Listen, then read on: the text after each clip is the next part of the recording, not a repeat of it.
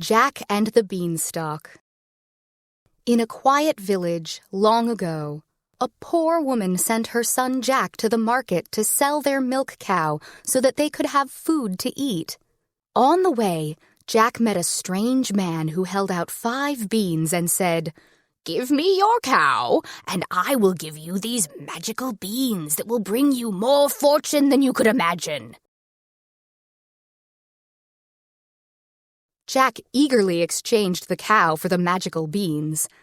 When he came home, his mother gasped, "You gave away our cow for a few beans?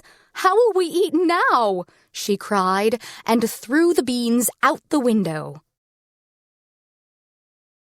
The next morning, where the beans had fallen, an enormous beanstalk rose from the ground all the way into the clouds. When Jack saw it, he was so excited that he climbed it up and up until he reached the very top. Above the clouds, a beautiful land spread out before him. Not far away stood a great mansion.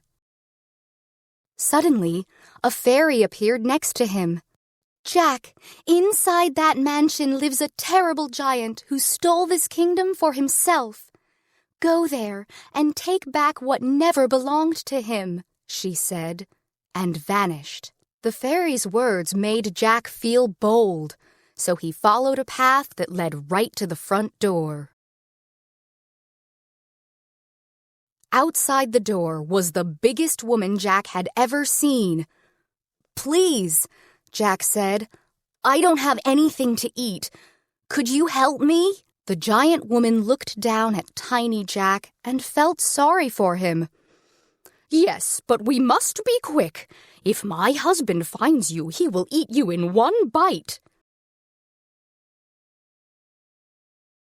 She brought Jack into the kitchen, but soon they heard the heavy steps of the terrible giant coming down the hall. The giant wife snatched Jack by the collar and hid him in an empty kettle. "Fee, fi, fo, fum. I smell the blood of an Englishman. Be he alive or be he dead, I'll grind his bones to make my bread," the giant boomed. "Don't be silly," the wife said. "You're just smelling the oxen we had for breakfast." The giant glared around the room and grumbled, "Fetch me the money bags." He began counting his gold coins, and there were so many that he nodded off before he finished. Jack grabbed the money bags, ran out of the mansion, and hurried back down the beanstalk. The gold coins made Jack and his mother rich, but after a while, Jack made up his mind to climb up the beanstalk again. Jack snuck inside the mansion and hid himself in the oven while the giant's wife was looking away. Soon enough, he heard the terrible giant yell, "Fee, fi, fo, fum. I smell the blood of an Englishman." "It's just breakfast that you smell," the giant's wife replied. So the giant told his wife to bring him his golden harp and their hen that laid golden eggs. "Lay," the giant told the hen, and a golden egg plopped onto the ground. "Sing," the giant told the harp, and it played a lullaby so sweet that the giant fell asleep in his chair. Jack jumped out of the oven, picked up the hen and the harp, and ran. But the giant woke up and saw him.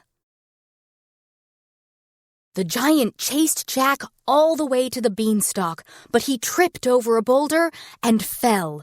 Jack had just enough time to climb down the beanstalk and get his axe.